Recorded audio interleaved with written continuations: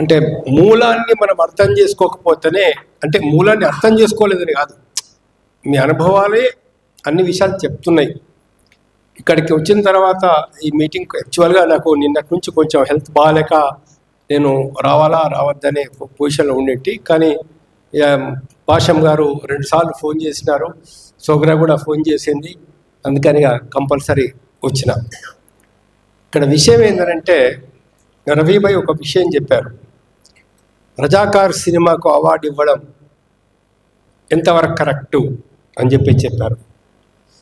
పాషం యాదగిరి గారు మాట్లాడుతూ విద్య వైద్యం ఇవాళ అధ్వాన స్థితికి వచ్చేసింది తెలంగాణ లోపల.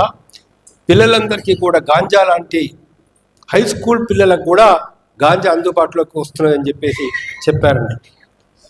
పృథ్వీరాజ్ యాదవ్ మాట్లాడుతూ, పృథ్వీరాజ్ గారు అంటే ఇప్పుడు ప్రస్తుతం ఏవైతే ఉందో, ఏ విధంగా ఇక్కడ రాష్ట్ర ప్రభుత్వం పరిపాలన చేస్తున్నది అంటే ఇలా ఎన్నికల వాగ్దానాల విషయంలో కానీ మిగతా విషయంలో కానీ వాళ్ళ నిజస్వం ఏ విధంగా ప్రాక్టికల్గా జరుగుతున్నది అని మనకు కొన్ని ఉదాహరణలతోటి ఆయన చెప్పడం అనేది జరిగిందన్నట్టు. ఇక్కడ నేను చెప్పదలుచుకున్న విషయం ఏంటంటే ఇవేవి కూడా ఏదో ఇన్ఫర్మేషన్ లోపం వల్లనో అవగాహన లోపం వల్లనో లేక దేని వల్లనో జరుగుతున్నటువంటిది కాదు. దయచేసి ఆ విషయం మీరు ఫస్ట్ మీరు ఆ విషయం గుర్తించుకోవాలి. విషయం ఏంటంటే మొదటి నుంచి సమాజంలో 2 రకాల విషయాలు ఉంటాయి. రాజ్యాధికారం ఎవరి చేతిలో ఉండాలా, ఆస్తులు ఎవరి చేతిలో ఉండాలా, ఎవరు పరిపాలన చెయ్యాలా అనే విషయంలో కొంతమందికి చాలా క్లారిటీ ఉంటుంది. మేము అధికారంలో ఉండాలా, మా పరిపాలన జరగాల్సిందే. ఒకప్పుడు జమీందారులు కావచ్చు, జాగీర్దారులు కావచ్చు, రాజా మహారాజాలు కావచ్చు, ఇవాళ రూపం మార్చుకున్నటువంటి ఒక కార్పొరేట్ కంపెనీలు కావచ్చు, లేదా మల్టీనేషనల్ కంపెనీలు కావచ్చు, వాళ్ళకు స్పష్టమైన అవగాహన ఉంటుంది. మిత్రులు ఎవరో శత్రులు ఎవరో వాళ్ళకు బాగా తెలుసు. వాళ్ళకి తెలియదు అని చెప్పేసి ఎంత అనుకుంటే అది మనకు ఏమాత్రం వర్గ చైతన్యం లేనట్లే, లేక సామాజిక దృక్పథం, సామాజిక అవగాహన సరి అయినటువంటి కంప్లీట్ సామాజిక అవగాహన మనకు లేనట్లే. కాబట్టి వాళ్ళకు స్పష్టత ఉంటుంది. ఎందుకు బెల్లి లలితను చంపినారు, లేకపోతే ఎందుకైతుందో మనకు మారోజు వీరన్న లాంటి వాళ్ళని చంపినారు, ఇవాళ ఎందుకని చెప్పేసి అవుతుందో మనకు చుట్టుముట్టి కాల్పులు చేసేసి వాళ్ళు ఏమాత్రం కూడా ఇప్పుడు మేము ఆయుధాలు అంటే వాడము అని చెప్పిన తర్వాత కూడా కొంతమందిని చుట్టుముట్టి కాల్చి చంపేస్తున్నారు. అంటే వాళ్ళకు ఒక స్పష్టత ఉంటుంది, మనకు ఆ స్పష్టత లేకపోవడం వల్లనే. ఆ విషయం మటుకు మీరు గుర్తుపెట్టుకోవాలి. రెండో విషయం ఏంటంటే మిత్రులారా, కేశవరావు జాదవ్ గురించి చాలామంది చాలా విషయాలు మాట్లాడినారు. 1952 ఫస్ట్ టైం జరిగినటువంటి ముల్కీ ఉద్యమంలో సత్యనారాయణ గారు కావచ్చు, యాదవ్ రావు కావచ్చు, ఆ రోజుల్లో ఎవరైతే ఫస్ట్ టైం అంటే అప్పుడు నేను లెక్కేసి చూసినా ఆయన వయసు 19 ఏళ్ళే. కేశవరావు జాదవ్ యొక్క వయసు 1952 నాటికి 1933 ఆయన బర్త్డే. అందులో అంత చిన్న వయసులోని ఒక స్పష్టత, ఒక క్లారిటీ లైఫ్లో ఏమి చెయ్యాలనే విషయం లోపల. అప్పటి నుంచి ఎక్కడెక్కడ తెలంగాణకు ఏ సమయంలో అన్యాయం జరిగినా మరి ఆయన నిలబడి పోరాడినాడు. మరి ఎమర్జెన్సీ టైంలో ఎన్నో నెలలు ఆయన జైల్లో ఉండాల్సి వచ్చింది. ఎన్నో నెలలు, బహుశా అనుకుంటా 18 నెలలు 8 ఆయన జైలు లోపల ఉండాల్సినటువంటి పరిస్థితి వచ్చింది కేశవరావు జాదవ్. ఒక స్పష్టత, ఆయనకు చాలా క్లారిటీ ఉండే, సమాజం గురించి చాలా క్లారిటీ ఉండే, తన జీవితం గురించి కూడా క్లారిటీ ఉండే. నేనేం తీసుకోవాలా, ఏం తీసుకోవద్దు సార్ చాలా స్పష్టంగా. కనీసం తన పెన్షన్ పెంచుకోనేటటువంటి దానికి కూడా ఒక పూర్తి ప్రయత్నం అనేది ఆయన చేయలేదు. ఎట్టి పరిస్థితులను ఫ్రెండ్స్ చెప్తే కానీ అప్లికేషన్ కూడా ఇవ్వలేదు అనేది మనకు తెలుస్తూ ఉంది ఇక్కడ. కాబట్టి ఒక గొప్ప వ్యక్తి ఆయన, చాలా స్పష్టమైన అవగాహన ఉన్నటువంటి ఒక వ్యక్తి, ఒక నిరంతరం ఏమాత్రం ఆశించకుండా, ఏమాత్రం వ్యక్తిగత స్వార్థం అనేది లేకుండా నిరంతరం ప్రజలతో ఉండి, సామాన్య మానవులతో ఉండి, సామాన్యుల దగ్గరికి ఉండి కరపత్రాలు పంచుకుంటూ, జనాలతో మాట్లాడుకుంటూ, కూలి వాళ్ళ దగ్గరికి పోకుంటూ, చిన్న చిన్న గ్రామాలకు వెళ్ళుకుంటూ ఆయన చేసినటువంటి ఒక ఒక నిజమైనటువంటి తెలంగాణ యోధుడు, నిజంగా సైనికుడు చేసినటువంటి పద్ధతులు ఆయన చేశారు. చాలా ఆయన భావాలు ఆయన కవితల్లో కూడా మనకు కనబడతాయి. ఆయన రాసినటువంటి ఆర్టికల్స్లో కూడా ఆయన భావాలు మనకు కనబడతాయి అన్నట్లు. ఒక నిజమైనటువంటి ఒక సోషలిస్ట్గా ఆయన లోహ్యవాదిగా సమాజానికి ఒక అంకితం అయిపోయినాడు ఆయన. ఎక్కడ రాజీ పడినటువంటి వ్యక్తి. సో ఇప్పుడు అంటే విషయం ఏంటంటే మీరు మళ్ళొకసారి గమనించాలని చెప్తున్నాను. కేసీఆర్కి తెలుసు ఎవరిని దగ్గర తీయాలా, ఎవరిని దగ్గర తీయద్దు, ఎవరిని ఉపయోగించుకోవాలా, ఎవరిని ఉపయోగించుకోవద్దు. చాలా స్పష్టంగా ఎవరు భయపడతారు, ఎవరు భయపడరు. అరే ఈయన లొంగనే లొంగడు, మొండేవాడు, ఆయనకు చెప్పి కూడా లాభం లేదు. ఆయనకు ఏదైనా ఇస్తానా తీసుకోడు. ఆయన తెలుసు కాబట్టే జాదవ్ లాంటి వాళ్ళని పక్కన పెడతారు. ఎవరిని ఎందుకు పక్కన పెడుతున్నారు అనేది మనం చాలా జాగ్రత్తగా ఆలోచించుకోవాలి. ఇక్కడ ఇప్పుడు 1952 నుంచి పోరాడినటువంటి వాళ్ళు ఉన్నారు కదా, కేశవరావు జాదవ్ కావచ్చు, సత్యనారాయణ యాదవరావు, ముచ్చర్ల సత్యనారాయణ లాంటి వాళ్ళు కావచ్చు, ఇంకా ఆ రోజుల్లో ఉన్నటువంటి వాళ్ళు ఎక్కడ రాజీ పడకుండా పోరాడినటువంటి వాళ్ళు ఎవరైతే ఉన్నారో వాళ్ళని అందరూ దూరం పెడతారు. అంటే అందరంటే ఎవరికైతే లౌక్యం ఉందో లౌక్యం ఉన్న వాళ్ళందరూ దూరం పెడతారు. ఒక మనువాదాన్ని ఎలా ప్రచారం చేయాలి దేశంలో, జమీందారుల, జాగీర్దారుల, రాజవంశం చెందినటువంటి వాళ్ళ యొక్క సంస్కృతిని, నాగరికతను ఎలా కంటిన్యూ చేయాలా. కొంతమంది అయితే ఎంత తెలివైన వాళ్ళంటే మీరందరూ కూడా ఆశ్చర్యపోతారు. దానిలో ముస్లిం రాజులు పరిపాలన చేసినప్పుడు వాళ్ళ దగ్గరనే మంత్రులుగా చేరుతారు. బ్రిటిష్ వాళ్ళు పరిపాలన చేసినప్పుడు వాళ్ళ దగ్గరనే అడ్వైజర్స్గా చేరుతారు. కాంగ్రెస్ వాళ్ళు పరిపాలన చేసేటప్పుడు వాళ్ళ దగ్గరనే అడ్వైజర్స్గా చేరుతారు. ఇవాళ తమ పొజిషన్ మట్టుకు తమ ఏ ఐడియాలజీని అయితే వాళ్ళు చెప్పాలనుకుంటున్నారో ఆ సేమ్ ఐడియాలజీ ప్రకారమే పోతుంది.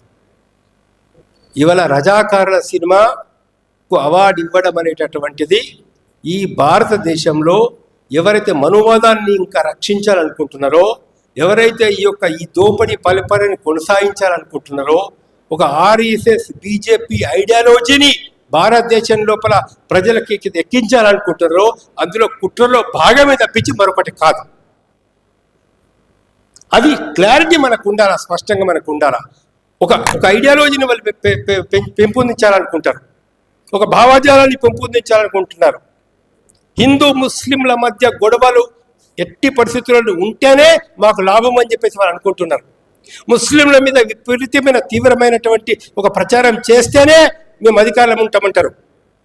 ఎందుకు?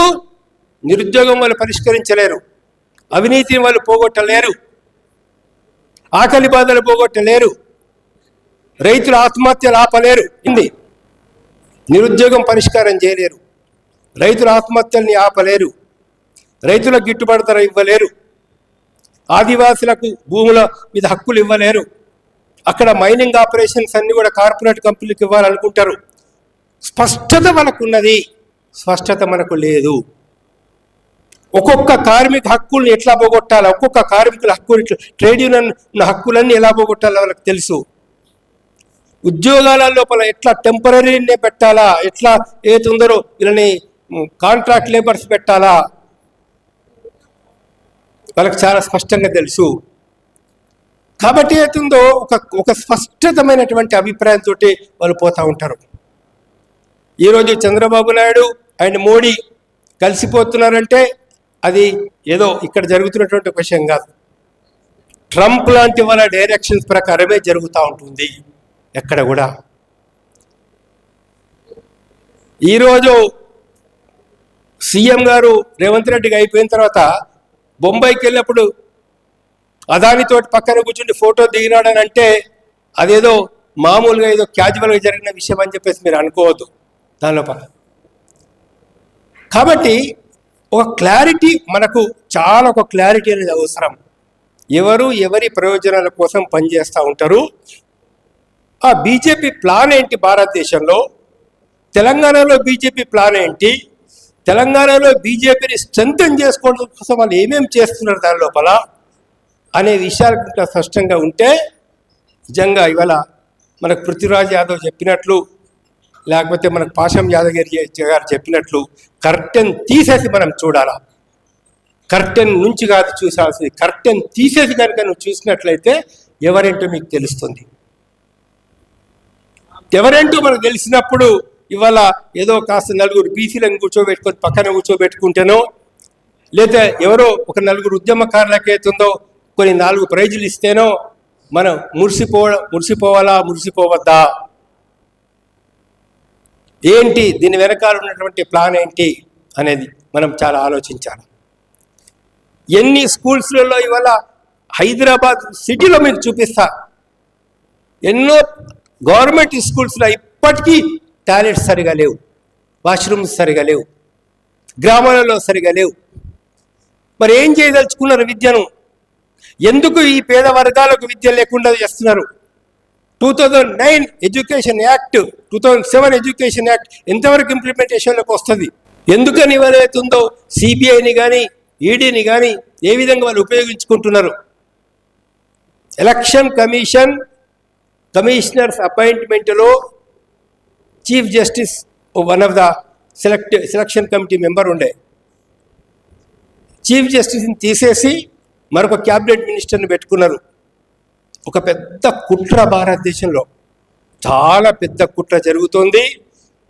ఏదో భారతదేశ ప్రజల అదృష్టం అనుకోవాలా, మొన్న 240 సీట్లు వచ్చినాయి బీజేపీకి, కొద్దిగా కొంచెం రిలీఫ్ అనేది ఉన్నది. అదే కనుక వాళ్ళకు ఒక 300 సీట్లు 400 సీట్లు కనుక వచ్చుంటే ఇక్కడ ఉన్నోళ్ళల్లో సగం మంది జైల్లో ఉండేవాళ్ళు, నా అభిప్రాయం అయితే ఖచ్చితంగా. కాబట్టి అవుతుందో ఒక చాలా తీవ్రమైన ప్రమాదంలో ఉన్నాం మనం. తెలంగాణ లోపల కూడా ఇవాళ ఒకటే నేను చెప్తున్న దానిలో, పాశం యాదగిరి కావచ్చు, పృథ్వీరాజ్ కావచ్చు, విఠల్ కావచ్చు, లేకపోతే ఇక్కడ బత్తుల రాజేశ్వర్ కావచ్చు, సోగ్రాబేయం కావచ్చు, అరుణ కావచ్చు, మిగతా ఎవరన్నా కానీ ఇక్కడ ఉన్నటువంటి వారందరూ కూడా మీరు ఒక్కసారి రఫీ గారు కావచ్చు, రాజలింగం గారు కావచ్చు, మీరు ఒక్కసారి ఒక దగ్గర అందరూ కూర్చోండి, తీవ్రంగా ఆలోచించి ఏమి చెయ్యాలా అనేది మీరు చేయండి. ఇక మా రీత్యా, మా వయసు రీత్యా, మా ఇంకో రీత్యా మేము మీకు ఏదో అంతో ఇంతో ఉడతా భక్తిగా మేము మీకు సహకారం అందించగలము, లేకుంటే మోరల్ సపోర్ట్ మీకు చేయగలము. ఎప్పుడైనా పిలిస్తే ఓపిక ఉంటే వచ్చి 4 మాటలు మేము మాట్లాడగలం దాని లోపల. కానీ మేము మట్టుకు ఒకటి కోరుకునేది, ఇవాళ మీరు ఒక గట్టి నిర్ణయం తీసుకోవాలి. మీరు ఒక గట్టి నిర్ణయం తీసుకొని ఏమి చెయ్యాలా ఈ తెలంగాణ పరిస్థితుల్లో అని చెప్పేసి కనుక మనం చాలా ఆలోచించాలి. సరే, ఏదైతే రాహుల్ గాంధీ సోషల్ జస్టిస్ అని చెప్పేసి మాట్లాడుతున్నారో, మరి ఆ పరిస్థితుల లోపల ఏం జరగాల, దేశం లోపల మనం ఎటువైపు వెళ్ళాలా, ఒక సరైనటువంటి గైడెన్స్ ఎట్లా ఉండాలా అంటే, ఒకవేళ అక్కడ లోకల్ కాంగ్రెస్లో ఒకళ్ళిద్దరు ఎవరన్నా కొద్దిగా ఆలోచించే వాళ్ళు ఉన్నా కూడా బహుశా నేను అనుకుంటున్న ఒక ప్రాపర్ గైడెన్స్ కానీ ఒక ప్రాపర్ ఇది కానీ లేదు దీని లోపల. ఏమి చెయ్యలేని స్థితి లోపల వాళ్ళు ఉన్నారు. కానీ ఖచ్చితంగా మోడీ, అమిత్ షా, బీజేపీ ఏదైతే కుట్రలు చేయాలనుకుంటున్నదో తెలంగాణ లోపల కూడా తన కుట్రల్ని ఖచ్చితంగా నెరవేర్చుకుంటున్నది కొంతమంది ద్వారా. ఆ విషయాన్ని మనం గుర్తించాల్సిన అవసరం ఉంది. ఆ విషయాన్ని కనుక గుర్తించినట్లయితే మన కర్తవ్యం బోధపడుతుంది. కర్తవ్యం కనుక బోధపడినట్లయితే అప్పుడు మనం అన్కాంప్రమైజింగ్గా ఎవరైతే వెళ్ళాలనుకుంటున్నారో దాని లోపల వారందరూ యూనిట్ కావాల్సిన అవసరం ఉంది. హానెస్ట్గా, సిన్సియర్గా ఉన్నటువంటి వాళ్ళు, కమిట్మెంట్ ఉన్నటువంటి వాళ్ళందరూ కూడా కలిసిపోవాల్సి వస్తుంది. సోషలిస్టులు కావచ్చు, కమ్యూనిస్టు భావజాలం ఉన్న వాళ్ళు కావచ్చు, లేదా సామాజిక న్యాయం కోరే వాళ్ళు కావచ్చు, వీళ్ళందరిలో కూడా ఒక ఐకమత్యం తీసుకురావాలి. నేను ఒక్కనే పోతా, ఒక బీసీ స్లోగన్ తీసుకోనంటే కాదు, అంటే అట్లా కాదు, వేరే విధంగా అనుకోకండి, ఏదో వేరే విధంగా. లేదా మేము ఒక్కరనే పోతాం, ఏదో మాకు మావోయిస్టు తోటే మేము పోతామనంటే కూడా అయ్యేది కాదు భారతదేశం లోపల. లేదా మేము ఒక్కలమే పోతాం అని చెప్పేసి ఏదో ఒక సోషలిస్ట్ పార్టీ ఒక్కటే పోతాం అంటే కూడా అయ్యేది కాదు. దాని ఈ అన్ని శక్తుల్ని ఎవరైతే ఖచ్చితంగా కార్పొరేట్ శక్తులకు వ్యతిరేకంగా ఉంటారో, ఎవరైతే మల్టీనేషనల్ కంపెనీలకు వ్యతిరేకంగా ఉంటారో, ఎవరైతే భారత ప్రజలకు ఒక న్యాయం జరగాలని కోరుకుంటారో అందరికీ విద్య రావాలా, వైద్యం రావాలని కోరుకుంటారో, సమాజంలో ఉన్న ఉత్పత్తి సాధనాలన్నీ కూడా ప్రజలకు ఉపయోగపడాలని చెప్పేసి కోరుకుంటారో, వాళ్ళందరూ కూడా ఒక సరి అయినటువంటి సామాజిక న్యాయం అసలు ఎట్లా అంటే ఎంత కుట్రలు జరుగుతాయంటే ఎవరిని ఎక్కడ తొక్కి పెట్టాలో వాళ్ళకు బాగా తెలుసు, ఎవరిని ఎక్కడ మభ్య పెట్టాలో కూడా బాగా తెలుసు. కాబట్టి ఇవన్నిట్లను ఆలోచించుకొని చాలా టాక్టిఫుల్గా మీరు ముందుకు పోవాల్సినటువంటి అవసరం ఉంటుంది అన్నట్లు. అయితే హృదయం మట్టుకు గణేష్ మనకు జాదవ్ గారు హృదయం ఉండాలి. హృదయం మట్టుకు అంటే నీకు పైకి ఒక మాట లోపల ఒక మాట లేకుండా, కుట్రలు కుతంత్రాలు లేకుండా, వెనకొకటి లోకోటి లేకుండా, నేను నిజమైన హృదయంతో, నిజమైనటువంటి ఒక మనసుతో, నిజమైనటువంటి భావాలతో మనకు మనం రాజీ పడ్డమనేటువంటిది కాకుండా ఎక్కడ కూడా నేను ఈ యొక్క వాల్యూస్కు నిలబడి ఉన్నాను, ఒక ప్రిన్సిపల్స్కు నిలబడి ఉన్నాను. నా జీవితం లోపల ఇన్ని రోజులు బతికినంత కాలం నాకు చాలినంత వరకు నేను కరెక్ట్గా చేశాను సమాజానికి, దేశానికి అనే తృప్తి మనకు ఉండాలని చెప్తూ మరి మరొకసారి మనకు జాదవ్ గారికి జోహార్లు చెప్తూ సెలవు తీసుకుంటాం.